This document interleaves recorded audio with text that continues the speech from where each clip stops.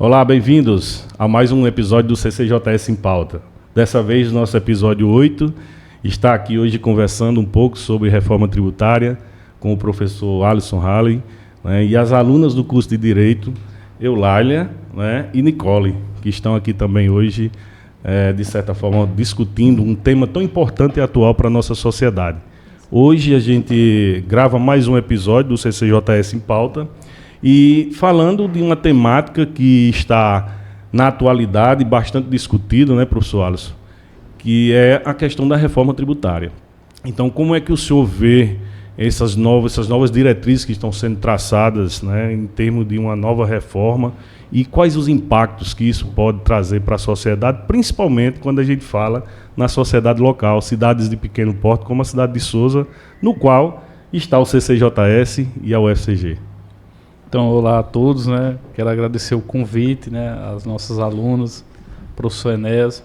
Eu acho importante esse espaço informal, vamos dizer assim, né, debater um tema que afeta a todos, né, de forma indistinta, né, e especialmente também o mercado, né. Mas a reforma tributária, ela já vem sendo discutida no Congresso, ou já vinha sendo discutida no Congresso, há quase 20 anos. Então, há muito tempo, desde a Constituição de 88, já se percebeu a necessidade de ajustes no nosso sistema, né, que possibilitasse, né, uma maior simplificação, mais transparência e, acima de tudo, mais eficiência. Então, eu acho que foi as três linhas norteadoras então, dessa reforma foram essas três. Então, essa reforma ela se consolida com uma emenda, né, à Constituição em 2023, né, ou seja, você precisou modificar, né, o texto constitucional, né, de 88 e, posteriormente, lei complementar, né, 214, e aí você tem agora normas infralegais sendo editadas para regulamentar os próximos passos, né? Mas a reforma, algumas coisas, não é nada de novo, né? É algo que já vinha se discutindo ou implicitamente estava posto no nosso sistema, mas eu acho que três objetivos, penso eu, né, três objetivos principais ela tende a buscar com maior clareza, né? O primeiro é simplificar de fato o sistema, né? Então você ali tem PIS e COFINS, que são contribuições que deixam de ser duas e passam a ser a CBS, né, que é a contribuição sobre bens e serviços, e você tem, né, o ICMS e o ISS, que passa a ser, na verdade conjugado com o IBS, que é o Imposto sobre Bens e Serviços, ou seja, você passa a ter um sistema dual, duplo, né? Esse é o sentido, então busca essa simplificação. O segundo ponto é a justiça tributária, então buscar equidade, buscar tributar menos quem de fato tem menos poder aquisitivo, vamos dizer assim, a classe baixa, classe média baixa, né? E tributar mais aqueles que têm maior capacidade, né, em termos de patrimônio e de renda.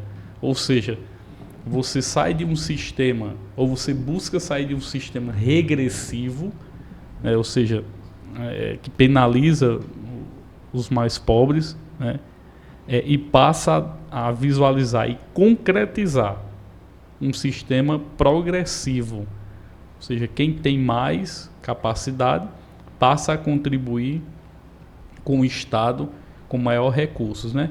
Isso também, do ponto de vista teórico, é fácil, né? Não é fácil, às vezes as pessoas não compreendem, então você tem grandes empresários, pessoas que são empreendedoras, não é? Que hoje entendem que estão sustentando um sistema que é complexo, né? Que estão sustentando uma grande camada da população que não é produtiva, então isso tem uma questão também complexa para resolver, né? Mas o sistema busca essa equidade, né? Ou seja, a justiça tributária. E o terceiro ponto, me parece, a gente já teve uma evolução lá em 2012, né? Tem uma lei, não sei se vocês, né, qualquer um que estiver nos ouvindo, pega uma notinha fiscal aí, né, um cupom fiscal, e veja lá embaixo, tem tributos federais, tributos estaduais, municipais, tem a discriminação do quanto você está pagando em relação àquela tua compra. Então isso é um passo, né? Mas as pessoas de fato não sabem que tipo de tributo que eu estou pagando. Eu estou contribuindo para a Seguridade Social? Eu estou pagando imposto? Né? Então, assim, as pessoas precisam de mais clareza, né, de fato, sobre o que elas estão pagando, e a reforma, ela busca também dar essa transparência máxima, né, que o cidadão ele se empodere de fato da informação e saiba quanto é que está custando para ele manter toda a máquina. Muito bem. E aí, antes de passar para as meninas aqui, complementando essa sua colocação, professor, por muito no Brasil, historicamente, se ouviu falar na história da teoria do bolo, né? Ou seja, você faz o bolo, né, prepara, vai confeitar o bolo para depois repartir. Né? E muito da questão tributária do Brasil, da carga tributária, se baseou muito nessa questão. Né? Claro que isso é uma metáfora, mas que nós economistas gostamos sempre de falar do ponto de vista dessas questões. Mas a gente sabe que também a gente esbarra muito no aspecto político, né, de como essa reforma ela vai ser colocada em prática, né, e dos anseios que a sociedade, né, como um todo, principalmente as pessoas de baixa renda, né, que já estão acostumadas com uma carga tributária excessiva. O Brasil é um país que é característico, né, dentro do seu sistema tributário, essa questão tanto da incidência de impostos diretos como indiretos, né, sobre o nosso consumo como um todo. Enfim, então é importante também que se diga que o governo ele busca, né, de certa forma, ser eficiente, dar uma certa justiça social a partir do ato de arrecadar impostos, né, porque o governo, dentro desse sistema como um todo, ele precisa dessa arrecadação para quê? Para que possa, né, oferecer os bens e serviços que a sociedade tão, né, necessita. É o exemplo nosso mais prático aqui, é o Sistema Único de Saúde, né? Enfim, então é importante que essa reforma ela venha, mas venha no sentido de também trazer uma certa eficiência, né, no que se diz respeito à arrecadação tributária. Né? O exemplo disso é a própria nota fiscal eletrônica, né, que é uma forma que o governo busca, né, de tentar coibir, tentar de alguma forma, né, evitar as evasões fiscais ou coisas do tipo. Mas aí, meninas, o que é que vocês, dentro dessa temática, né, hoje aqui nós estamos no nosso episódio número 8, né, falando de um tema, como foi dito no início, de extrema importância para o nosso dia a dia, né? Um tema que está relacionado à economia, um tema que está relacionado à política, um tema que está relacionado ao direito, enfim, em diversas áreas do conhecimento. E aqui no CCJS, né, com cursos de áreas distintas, principalmente nas áreas sociais aplicadas, a gente costuma muito falar sobre isso. Mas aí na visão de vocês, lá no direito, né, como é que vocês veem isso? Como é que vocês podem digamos assim, entender um pouco dessa sistemática? Eu queria que o professor pudesse nos explicar como é que essa reforma afetará a arrecadação dos estados e os municípios menores, né? E nós estamos num município pequeno, como é que ficaria essa diferença do município pequeno como o nosso para um município maior, um estado maior? Então, essa questão, inclusive, ainda está se debatendo, né, algumas consequências que podemos ter para o mercado e para os municípios, né, municípios e estados, né? Porque, veja bem, a carga tributária ela não vai diminuir. Isso é algo fato, evidenciado, né? É fato. Então, o arranjo que a União, especialmente a União, vai ter que coordenar, o arranjo para distribuir o bolo, né, professor Ernesto, como falou bem a teoria do bolo, é o ponto central dessa discussão. Porque, de um lado, você tem o ISS e o ICMS, que passam a formar o IBS, que é o Imposto sobre Bens e Serviços. Então, você tem um bolo arrecadatório, você vai ter que diminuir, vai ter que distribuir, né? E há uma discussão até sobre as competências, né? A invasão ou não de competência, né? Porque o município, então, vai legislar ou não sobre ISS? é o Estado, como é que o Estado vai legislar sobre ICMS, já que passam a compor, né, um imposto só. Né? A mesma coisa lá do PIS e COFINS, essa discussão de como é que será a repartição, mas no PIS e COFINS já não tem tanta dificuldade, porque já eram federais, né? Ou seja, a União é que vai dispor sobre isso. Aí você tem um comitê gestor, que foi constituído, que está trabalhando, está editando, né, regulamentos, estudando, e esse comitê gestor vai articular com estados e municípios essa questão do IBS. Entendi. Né, para que não haja um impacto, uma diminuição de arrecadação, colocando em dificuldade entes municipais como municípios da nossa região aqui, né, que tem pouca capacidade arrecadatória, sobrevivem basicamente de FPM, de repasses, transferências voluntárias. Então, é uma discussão que está ainda acirrada e a gente ainda não pode concluir, de fato, se o modelo vai causar esse impacto negativo ou não, mas espera-se que não. E assim desejamos, né? No papel... No papel, espera-se que não. Né? O grande problema que eu vejo de uma reforma na magnitude que está se idealizando, né, está se pensando, principalmente o aspecto federativo, né, que envolve tudo isso. E até que ponto, né, pequenos municípios realmente eles vão ser beneficiados, né? Até porque a gente sabe que no ritmo de crescimento das contas públicas, né, a gente sabe que a arrecadação dificilmente, como foi dito, ela vai diminuir, né? Porque o governo, ele a depender de qual é o seu objetivo macroeconômico, a sua política macroeconômica, né, esse regime de gasto público, ele vai ditar a regra, né, do processo de arrecadação. Porque, de certa forma, né, o que a gente tem observado no Brasil ao longo das décadas, né, independente de que bandeira você está falando aí, é que o comportamento dos gastos públicos tem ditado também, né, como o comportamento, né, da carga tributária. Até porque isso tem impactado de forma significativa, né, no nosso dia a dia, como um todo. Né? Mas aí, Nicole, qual seria a sua dúvida para o professor Alisson? A gente sabe que a reforma tributária não afeta somente empresários e políticos, né, mas impacta diretamente na vida de todas as pessoas, toda a população, desde a compra de um pão até a movimentação da economia do país, né? E eu queria saber, professor, a questão do consumidor final, como que essa reforma tributária afetou diretamente ao consumidor final, como o senhor falou sobre as notas fiscais, enfim. Eu vou falar duas perspectivas, né? E aí, como cidadão mesmo, né? Como consumidor final que somos. O primeiro é a clareza, né? A clareza de fato do que nós estamos pagando por aquele bem, aquele serviço. Então você passa a adotar a cobrança no destino e não na origem, evitando inclusive, né, guerra fiscal entre estados, né? Então o consumidor vai saber quanto é que eu estou, de fato, qual é o meu ônus tributário aqui. Então tem essa clareza, né?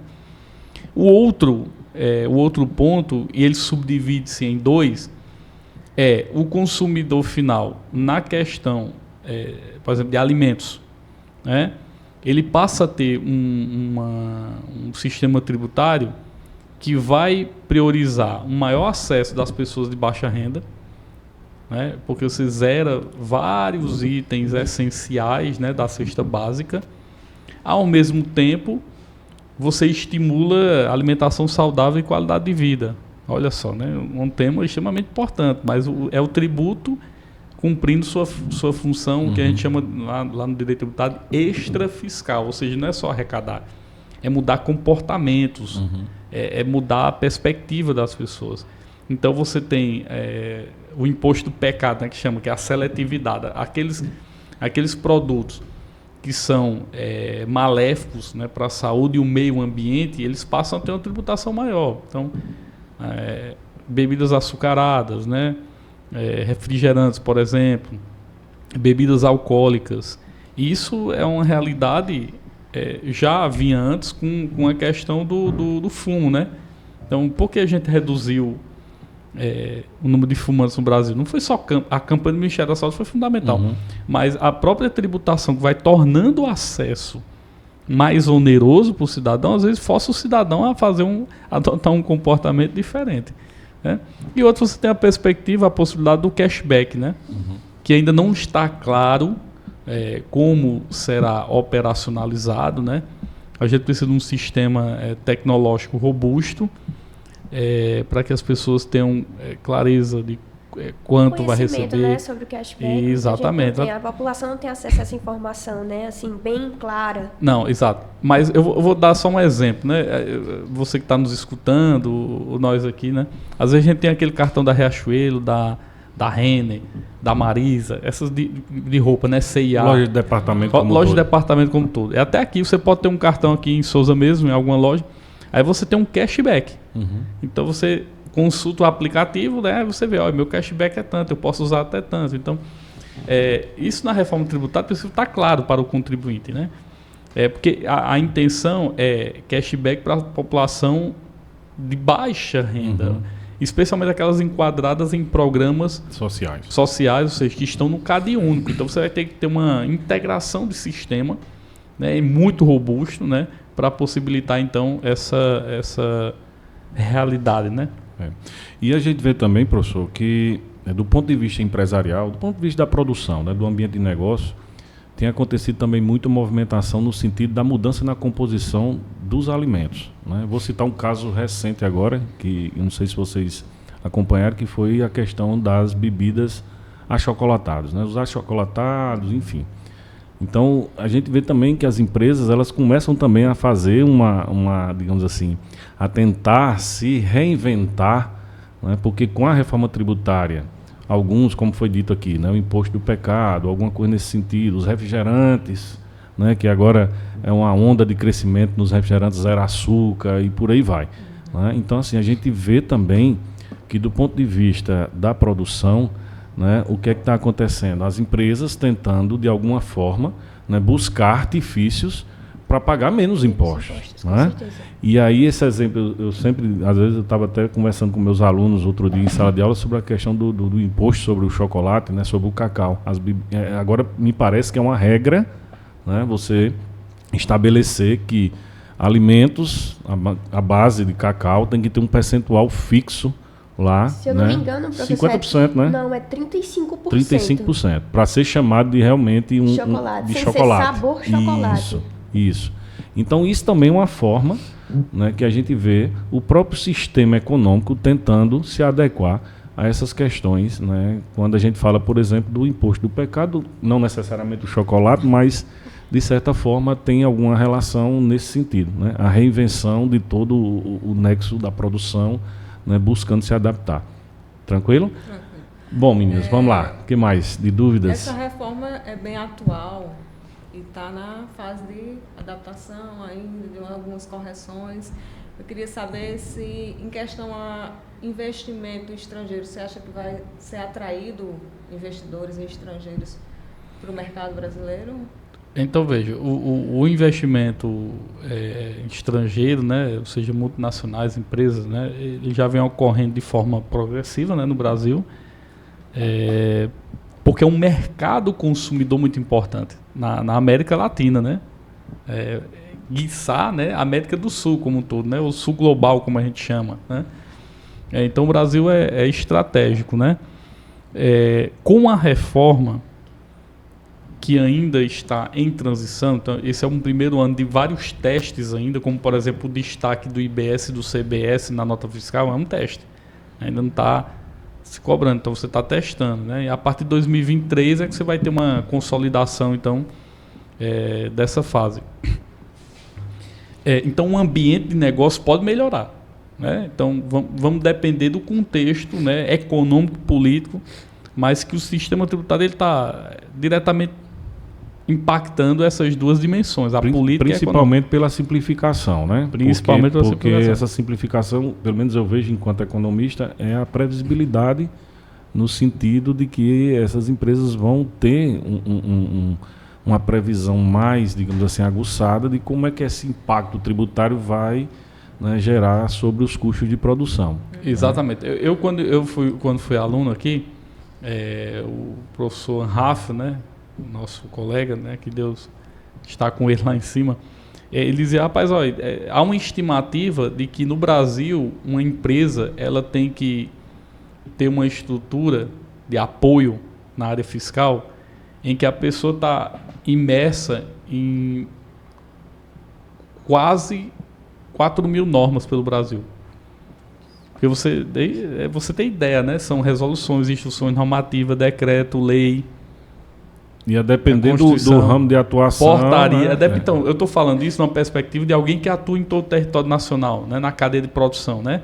Então, você tem um aparato muito grande normativo para estar pesquisando. Então, se a reforma, de fato, enxugar isso, né? Conseguindo fazer com que as empresas elas reduzam o custo desta parte burocrática, isso vai reverberar positivamente no ambiente de negócio. E, consequentemente, a pessoa vai querer investir. Você não investe num país só porque ele é bonito, porque tem praia, porque tem gente bacana, não. Né? Então, a empresa vem para gerar mais lucro para ela. Então, para gerar mais lucro, muitas vezes, para ter um preço competitivo, ela vai ter que ter um custo operacional menor.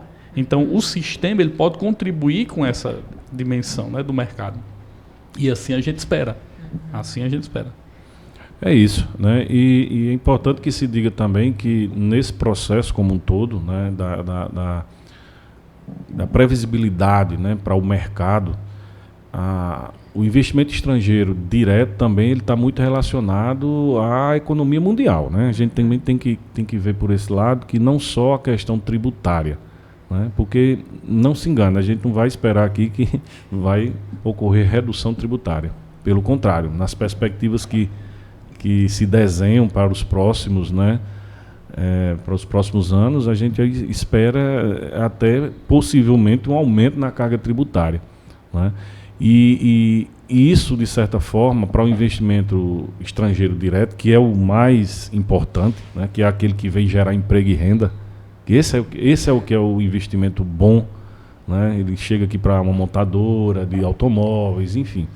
Então, esse tipo de investimento ele não está só condicionado à questão tributária, né? Mas claro que a simplificação ela vai dar vai ditar, digamos assim, o ritmo de como essas empresas vão mudar seu posicionamento estratégico, né, para tentar de certa forma, né, ver o Brasil como um mercado atrativo, né, a depender, lógico, de como é que está, né, o cenário mundial. Claro que a gente espera que esse cenário mundial ele mude um pouco, né, diante dessa conjuntura política, dessas guerras que acontecem, né, aí afora, mas que eu entendo, né, que a perspectiva é boa para o Brasil, né, e a gente precisa aguardar aí os próximos desdobramentos.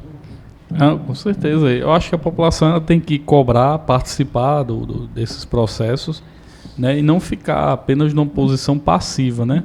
A gente tem um mercado que se organiza, a gente tem empreendedores que são muito organizados, mas, por exemplo, você precisa estar lá, você precisa ter um Sebrae forte, né, um Sistema S contribuindo, né, porque eles são parte importante nesse processo, ou seja, são órgãos, braços do Estado, né, mas não diretamente vinculados ao Estado, que prestam um serviço importante na questão do microempreendedor, empreendedor individual, né? Então, tem que de fato construir alternativas para ajustar. Não é um modelo perfeito, então a gente não pode trazer aqui.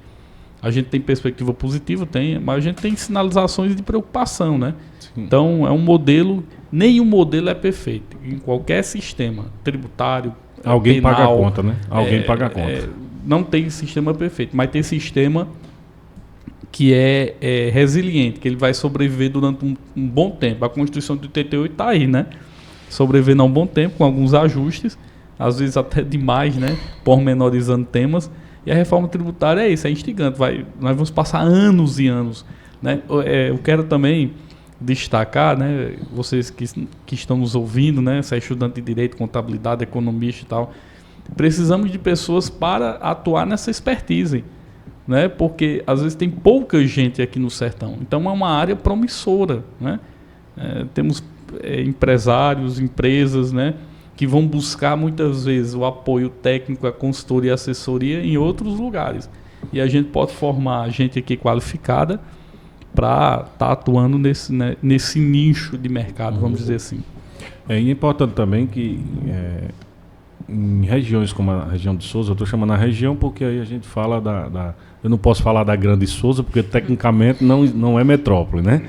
Mas do ponto de vista da região de Sousa, né, a gente vê principalmente na economia local que essa reforma tributária ela vai ter um impacto significativo, né? Se a gente pegar aqui basicamente os 3 grandes municípios do interior do estado da Paraíba, do Alto Sertão, digamos assim, né, do sertão da Paraíba, Patos, Sousa, Cajazeiras, a gente vê economias que têm comportamentos diferentes, distintos, né?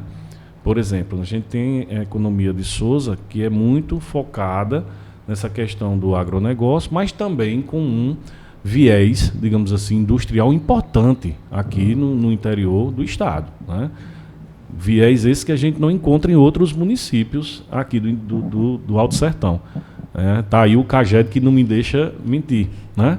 Porque se a gente for olhar o perfil da economia, né, do município de Sousa, voltado também para o setor industrial, ele passa a ser impactado diretamente com essa reforma, né? Porque o setor industrial é aquele setor que está ali direto, né, sendo, digamos assim, atingido diretamente com a questão dos impostos, né? Claro que toda a parte do terceiro setor, né, através dos impostos indiretos, vão estar aí, né, incidindo sobre a população, mas do ponto de vista da geração de emprego e renda, a gente precisa ver como é que esse comportamento, como é que vão ser essas movimentações em cidades de pequeno porte, como é a nossa, né?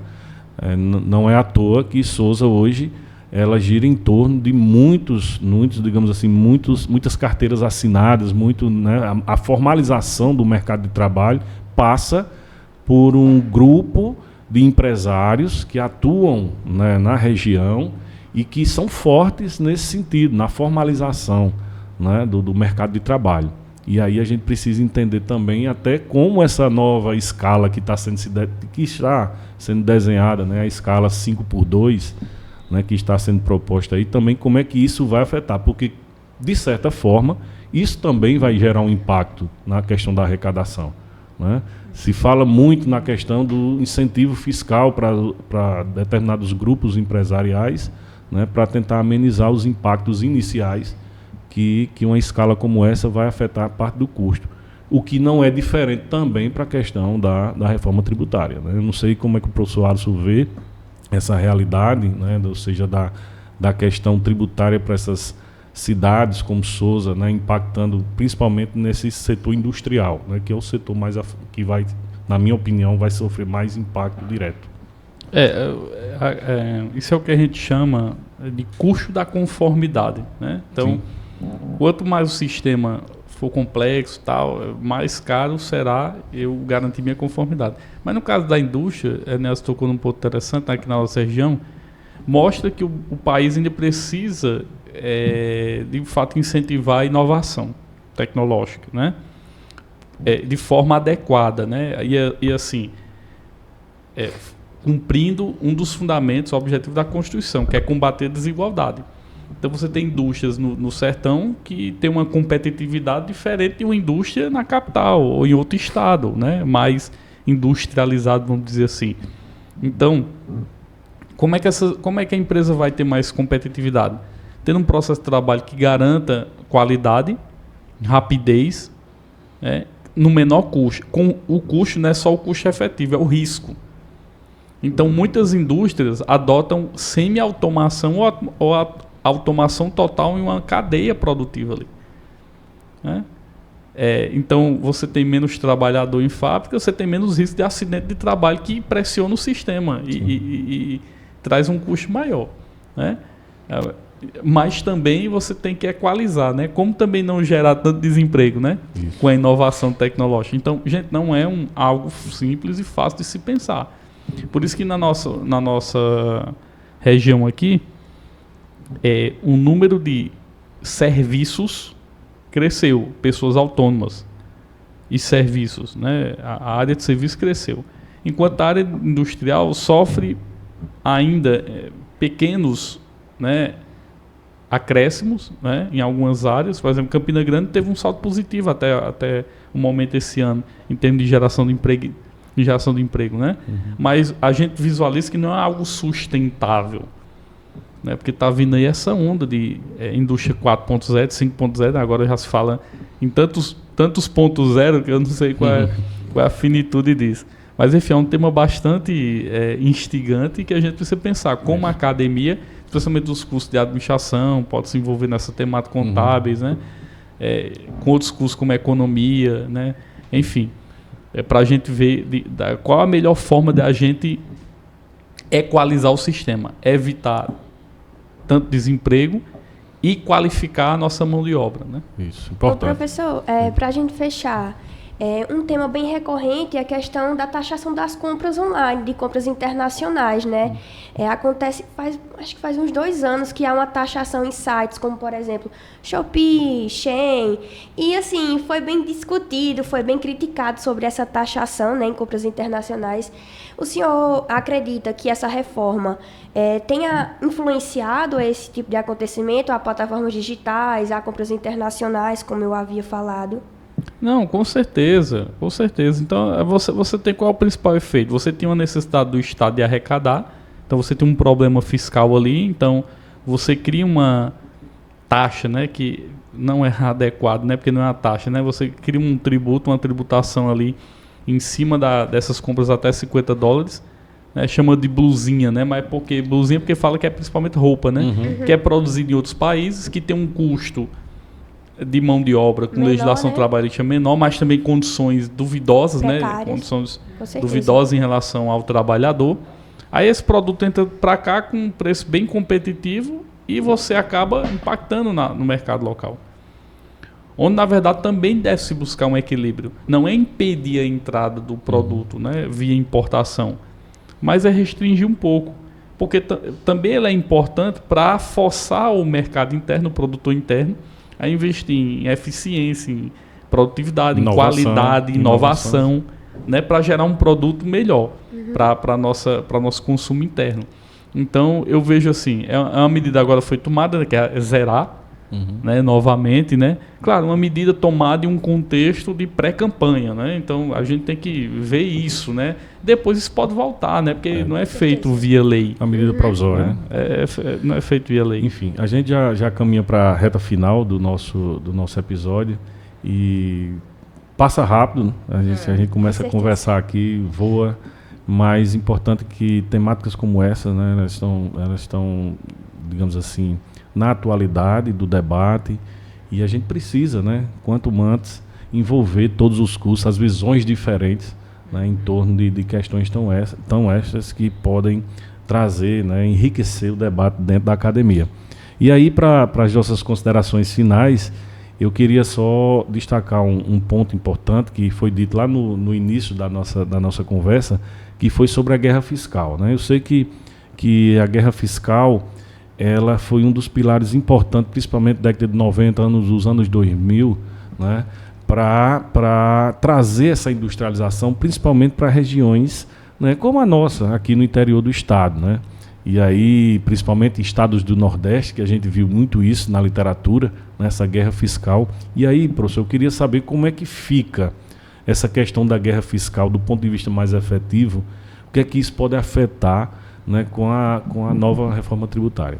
A reforma ela busca mitigar ou quase acabar, né? Não vai acabar, porque essa disputa é recorrente, né, dos entes, né, que querem maior. Qual é a questão de cada ente? Estado e município em relação com a União. Cada um quer um bolo maior de dinheiro, né? Especialmente os municípios, que precisam arcar com a maior gama de serviços e precisa de mais recursos. Isso é um ponto muito claro. Então, quem escreve, quem teoriza sobre isso. Agora, com o comitê gestor, onde você vai ter espaços que os municípios vão negociar, então, conjuntamente com os estados, né, e a gente ainda não tem a clareza de se de fato vai acabar ou não a guerra, né? Eu acho que vai diminuir bastante, mas ainda vão ter pontos de tensões que podem aí, inclusive, ser judicializados, né? E o Supremo Tribunal Federal vinha a ser instado a a resolver essa questão, né? Mas espero que não haja um impacto negativo para o contribuinte, né? Eu acho que é preciso buscar uma maior eficiência para que o contribuinte, se não vai se conseguir reduzir, mas não majorar a carga a um ponto de insuportabilidade, né, de grande parte da população. Até porque também a gente tem um problema que não vai dar para discutir agora, mas que modelo de Estado a gente quer? Um desenvolvimentista ou um Estado, né, que intervém mais, ou um Estado mais aberto, né? Porque aí quando você intervém mais e promove desenvolvimento, e aliado a isso você tem uma gama muito grande de políticas públicas, né, que estão inclusive constitucionalizadas, né, previstas no texto constitucional, você precisa de mais dinheiro. Sim. Então mais dinheiro é mais contribuição, é mais imposto, é mais taxa. Então isso é um tema para um próximo podcast. Pois bem. Meninas, alguma outra pergunta para a gente finalizar a tarde de hoje, uma tarde bastante produtiva, né, que também vai fazer parte do projeto de extensão, que é importante que seja dito aqui. Né? Falem aí um pouco do projeto de extensão de vocês. Façam o mexão de vocês, aproveitem o espaço. O podcast de hoje também vai ser transmitido na TV Diário, certo. Direito ao Alcance de Todos, nosso projeto, um dos temas, né, bem atuais, para a gente poder unir o projeto da O projeto é coordenado, que é o professor... Pelo professor Giliardi. Giliardi, o nome do projeto é Direito ao Alcance de Todos, né? Para que é de suma importância que as pessoas tenham acesso a esse tipo de informação, né? Com clareza, com profissionais eficientes, que falem de forma clara e objetiva, sem juridiquês, né? Para que haja, assim... um desenvolvimento melhor da população, né, com essa informação transmitida da melhor forma possível, né, porque hoje em dia muito problema é a desinformação, né. Muitas pessoas perdem o seu direito ou deixam passar pela falta de informação. Então a gente está aqui exclusivamente para isso, para que seja acessível a todos. Pronto. E aí, desde já eu queria parabenizar também o professor Giliardi, né, pela iniciativa, um projeto que já vem aí já há alguns semestres, né, de sucesso na TV Diário. E hoje ele pôde, de certa forma, a gente pode trazer aqui um pouco, né, dessa vivência do direito ao alcance de todo. E em breve, quem sabe, né, o professor Giliardi também esteja aqui conosco para a gente discutir um pouco, né, trazer outras temáticas importantes, né, e a gente poder avançar nesse sentido, porque é sair dos muros da universidade. E uma das formas é enveredando aí pelos bytes, digamos assim, da internet, né, os megas da internet. Porque hoje o que viraliza é a internet, né? É o melhor meio de comunicação para que chegue a informação a todos, né? Isso, muito importante. Então eu queria desde já agradecer às meninas, né, e dizer que o CCJS em Pauta está à disposição de todos, certo? É importante que a gente possa amadurecer mais ainda, né, um projeto que é bacana, um projeto que é do centro, um projeto que está acessível para todo mundo. Agradecer ao professor Alisson, né, pela tarde de hoje aqui, dizer que a gente aprendeu um pouco mais sobre o direito tributário, né? Sei que é uma temática muito complexa e que geralmente em meia hora, 40 minutos é muito difícil da gente vencer, né? A gente poder discutir tudo que está em com alta, certeza. né? Mas quero dizer que o espaço está aberto, professor, e assim que possível, né, pode retornar aqui ao nosso CCJS em Pauta. E a gente fica por aqui por mais um episódio. E aí, antes da gente finalizar, não esquecer de seguir o nosso canal, né? CCJS TV no YouTube, deixar o seu like e ativar lá o sininho. E até um próximo episódio, se Deus quiser. Se Deus quiser.